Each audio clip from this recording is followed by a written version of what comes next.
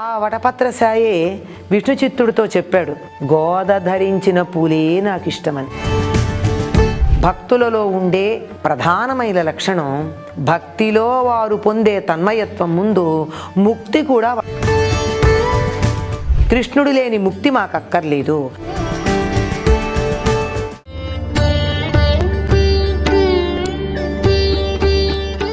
భక్తివన్ ప్రేక్షకులకు నమస్కారం.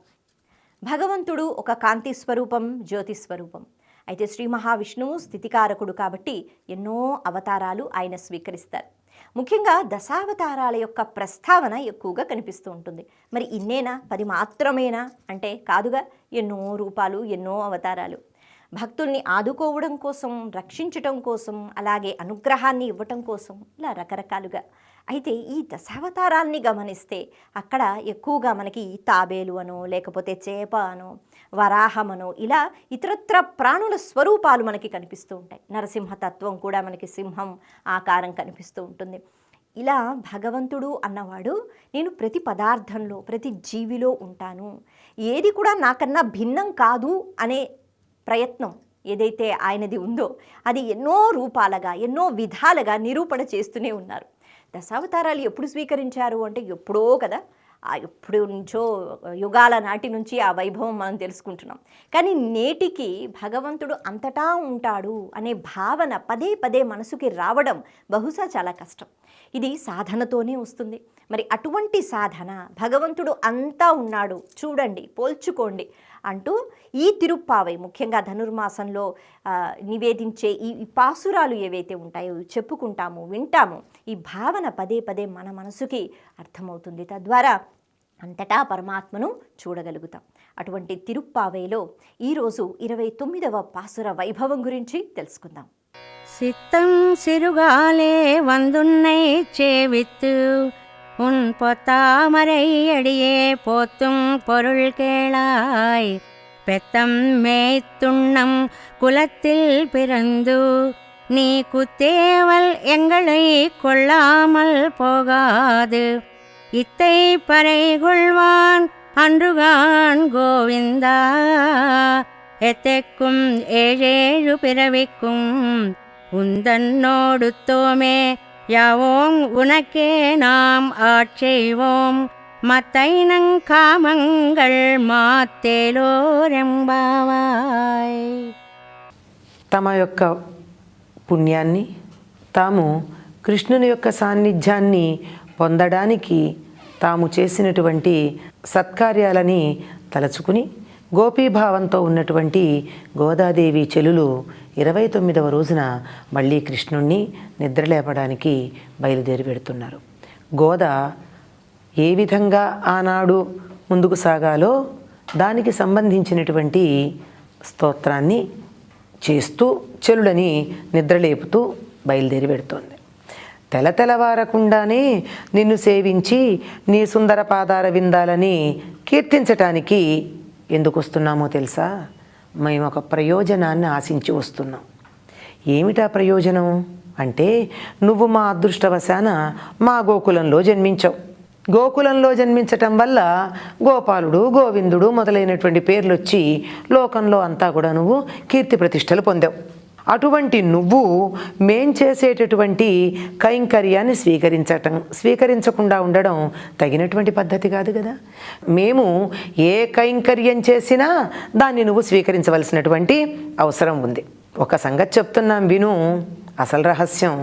ఇంతకాలం మేము నీ దగ్గర చేరడానికి పర అనే వాద్యం కావాలి, అందుకు నీ కోసం వస్తున్నాము, నువ్వు మాకు ఇస్తావని చెప్పి నిన్ను ఆశ్రయిస్తున్నాము అని లోకానికంతా తెలిసేట్టు చెప్తూ ఉన్నాం. కృష్ణుడి దగ్గరికి ఎందుకు పెడుతున్నారు మీరు అని అడిగితే మేమేం చెప్తున్నాం? ఆయన మాకు పర వాయిద్యం ఇస్తానన్నాడు, అందుకు పెడుతున్నామని చెప్పాం. ఇంతకుముందే చెప్పామే, ఇంతకుముందు పాసురాల్లో ఏమనంటే, నువ్వే మా వాడివైనప్పుడు పర కూడా మాదే కదా అని చెప్పాం. కానీ ఇప్పుడు అసలు రహస్యం చెప్తున్నాం విను, మాకు పరక్కర్ల. పర కావాలి అంటే కోరుకోకపోయినా నువ్వు మా వాడివైతే మాకు పర అందుతుంది అని ఇంతకుముందు చెప్పాం. కానీ ఇప్పుడు చెప్తున్నాం ఏమిటి అసలు రహస్యం? నువ్వే మా వాడివైనప్పుడు మాకు పర యొక్క అవసరం లేదు. ఎన్ని జన్మలకైనా ఎప్పటికైనా నీతో వదలని బంధం కావాలే కానీ మాకు ఇంకేమీ అక్కర్లా. నీ సేవ చేసుకుని మేము తరించాలి తప్ప ఇంకా మాకు వేరే కోరికలు వద్దు అని చెప్పి గోదాదేవి గోపీభావంతో తన చెలులందరి పక్షాన భగవంతుణ్ణి ప్రార్థిస్తూ ఉంది, పరమాత్ముణ్ణి ప్రార్థిస్తూ ఉంది. నీతో పాటుగా మేము ఇక్కడ జన్మించాం కదా, నువ్వు గోకులంలో పుట్టినందువల్ల కదా ప్రఖ్యాతి పొందావు. మా ఊళ్ళో పుట్టి ప్రఖ్యాతి పొందిన నువ్వు మేం చేసే సేవలు అంగీకరించవా? అంగీకరించాలి. ఆ సేవలు ఎటువంటివి? కైంకర్యము.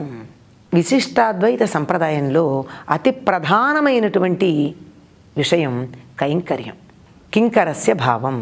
కింకరుడు అంటే చెప్పిన పని చేసి యజమాని మళ్ళీ ఆజ్ఞాపించే వరకు తనంతట తానుగా ఏమీ పని చేయకుండా ఉండేటటువంటి లక్షణం. అంటే మాకు ఒక సంకల్పం లేదు, మాకు ఒక కోరిక లేదు, మాకు ఒక పని చేయాలనే ఉద్దేశం లేదు. నువ్వు చెబితే చేస్తాం, లేకపోతే లేదు. నువ్వు పూజ చెయ్యంటే చేస్తాం, ఆ సంకల్పం మాకు కల్పించకపోతే మేము చెయ్యం.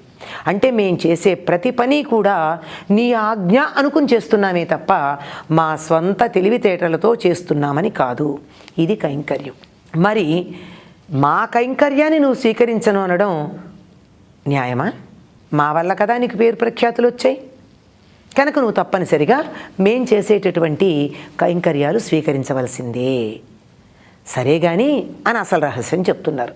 ఏమిటి అంటే, నువ్వు కావాలి కానీ నువ్విచ్చే పరవాయిద్యం అక్కర్లా. ఇది విశిష్టాద్వైత సంప్రదాయంలో చాలా ప్రధానమైంది. భగవంతుడి పట్ల భక్తి కలిగి అతన్ని కీర్తించి తన జీవితాన్ని భగవంతుడికి కైంకర్యం చేసుకోవడం మాత్రమే ప్రధానం వారికి. ఆయన పిలిచి నిన్ను నాలో ఐక్యం చేసుకుంటానంటే అయ్యయ్యో అదెట్లా కుదురుతుంది? నిన్ను కీర్తించేటప్పుడు వచ్చే ఆనందం నీలో ఐక్యమైపోతే మాకు తెలియదు కదా. ఆనందం కావాలంటే నువ్వు అక్కడ ఉండాలి, నేను మిమ్మల్ని కీర్తించాలి, నువ్వు మమ్మల్ని అనుగ్రహించాలి, ఆనందాన్ని ప్రసాదించాలి అని చెప్పేటటువంటి పద్ధతిలో ఏం కోరుకుంటున్నారు అంటే, నువ్వు కావాలి మాకు, పర వద్దు. పర అంటే ఇక్కడ వాయిద్యం అనే అర్థమే కాదు, పరము కూడా మాకు అక్కర్లేదు. ఎక్కడ ఉంటే అక్కడే ఉంటాం. భక్తులలో ఉండే ప్రధానమైన లక్షణం, భక్తిలో వారు పొందే తన్మయత్వం ముందు ముక్తి కూడా వాళ్ళకు కావాలి అని అనిపించదు. భక్తే పరమార్థం, వారి మార్గమే వారికి లక్ష్యం, లక్ష్యమే మార్గం. అందులో మధుర భక్తి అయితే మరీను. కనుక మాకు పర వద్దు అంటే నిన్ను వదిలిపెట్టి పరలోకాలు మాకు అక్కర్లేదు, కృష్ణుడు లేని ముక్తి మాకు అక్కర్లేదు, కృష్ణుడితో సంబంధం కావాలి, ఆయనతో సంబంధాన్ని వదులుకోము. ఎన్ని జన్మలకైనా నీతో సంబంధం కలిగి నీతో కలిసి ఉండి పరము కూడా అక్కర్లేనటువంటి స్థితి మాత్రమే మాకు కావాలి, కానీ మరి ఇంకేమీ అక్కర్లేదు. నీ సేవలు చేసి మేము తరిస్తాం. గోకులంలో ఉన్నటువంటి గోపికలందరూ యశోదతో పాటుగా అందరూ కూడా కృష్ణుడి యొక్క ఆనందం కోసం వాళ్ళు పనులు చేశారు. ప్రతి గోపిక తలచుకునేదిట, అయ్యో పాలు తీస్తున్నాను, ఈ గుమ్మ పాలు కృష్ణుడు తాగితే బాగుండు అని. ఇంకా ఆవిడలో ఏం దోషం ఉండేదో ఆయన వచ్చేవాడు కాదు. పాలు కాస్తూ ఆరగాగిన పాలు తాగితే బాగుండు అనుకునేదిట. ఇంకా ఆవిడలో పరిపక్వత లేదు, వచ్చేవాడు కాదు. తోడు పెట్టేది, మీగడ తింటే బాగుండు అనుకునేది, వచ్చేవాడు కాదు. వెన్న చేసి వెన్న తింటే బాగుండు అనుకునేది, అంటే ఒక్కొక్కళ్ళ స్థాయిలో ఒక్కొక్కళ్ళ ఇంటికి వెళ్ళేవాడు. చివరికి ఆ స్థాయికి కూడా ఆచార్యుని గోపిక ఉంటే నెయ్యి చేసి దాచిపెట్టేది, అదైనా తీసుకునేవాడు. అంచేత ప్రతి గోపిక గోకులంలో కృష్ణుడికి ఆనందం కలిగించాలని తమ కార్యక్రమాలు నిర్వర్తించుకున్నారే కానీ ఇక్కడ గోపికే కాదు, గోపకులు కూడా అంతే. కృష్ణుడి యొక్క ఆనందం తప్ప వారికి మరొక్కటి వారి దృష్టిలో లేదు. కనుక అది మాకు కావాలే కానీ పరలోకం ఎందుకు, ముక్తి ఎందుకు, మోక్షం ఎందుకు, ఏమీ అక్కర్లా, నీ సేవ చాలు. నీ సేవ చేసుకుంటున్నప్పుడు మాకు కలిగే ఆనందాన్ని మించి మేము ఇంకేమీ కోరుకోము, అదొక్కటి మాకు ప్రసాదించవలసినది అని ఇంతకాలం తాము చేసిన వ్రతం యొక్క ఉద్దేశం ఏమిటో రహస్యం చెప్తున్నాను అని చెప్పి విడమర్చి చెప్పింది గోదమ్మ.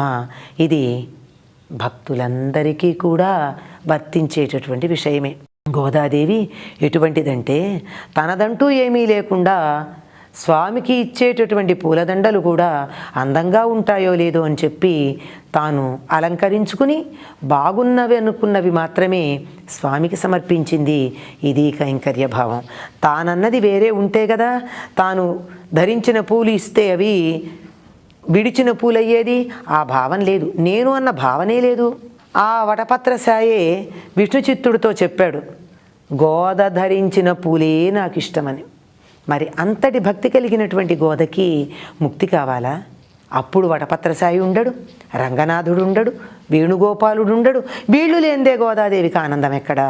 అందుకని ఇవన్నీ కావాలని కోరుకున్నటువంటి గోదకి నమస్కరించుకుంటూ నీళాతుంగస్తనగిరితటీ సుప్తముద్బోధ్య కృష్ణం పారార్జం స్వం శృతిశత శిరసిద్ధమధ్యాపయంతి స్వోచ్ఛిష్టాయాం సృజినిగళితం యా బలాత్కృత్య భుంక్తే గోదా తస్యై నమ ఇదమిదం భూయ ఏవాస్తు భూయః. స్వస్తి.